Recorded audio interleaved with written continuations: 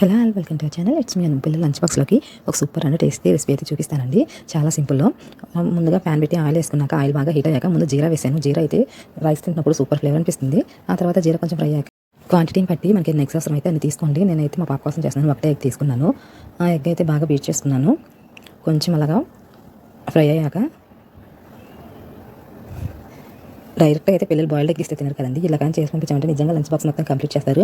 మా పిల్లలు అయితే ఇష్టంగానే తింటారు ఇది. అందుకనేసి టైం లేనప్పుడు నేను ఎక్కువగా ఇది ప్రిపేర్ చేసి పెడుతూ ఉంటాను వాళ్ళకి. అలాగే ఇందులో కొంచెం పసుపు కొంచెం వేసుకొని ఫ్రై అయ్యాక స్టార్టింగ్లో కాదండి నేనైతే కరివేపాకు ఇప్పుడు వేస్తున్నాను చూడండి. మరీ ఎక్కువ ఫ్రై అవ్వకుండా ఫ్లేవర్ బాగుంటుంది. ఆ తర్వాత లైట్గా సాల్ట్ మన టేస్ట్కి సరిపోయినంత. ఎలాగో పిల్లల కోసం కాబట్టి స్పైస్ అయితే చాలా తక్కువ వేస్తున్నాను. కొంచెం కారము.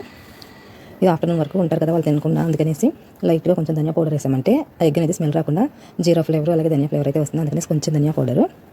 ఆ తర్వాత ఇంకా మళ్ళీ క్వాంటిటీ రైస్ వేసి కలిపేసుకోవడమేనండి. రైస్ని కూడా కొంచెం సేపు అయితే ఫ్రై అవ్వనివ్వాలి. అప్పుడే ఫ్లేవర్ అంతా రైస్ పట్టేసి సూపర్ ఉంటుంది. వీళ్ళు ఎవరైనా ట్రై చేసి ఉంటే కామెంట్ చేయండి. వీడియో నచ్చితే లైక్ చేసి ఛానల్ని సబ్స్క్రైబ్ చేసుకోండి.